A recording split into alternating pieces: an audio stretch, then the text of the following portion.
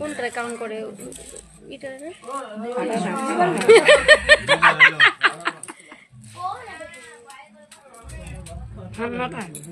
চুপ কর সাইলেন্ট পাগল পাগল এক দুই তিন চারটা গুনগুন তোমাকে যেভাবে বলেছি সেভাবে ছেড়ে দিই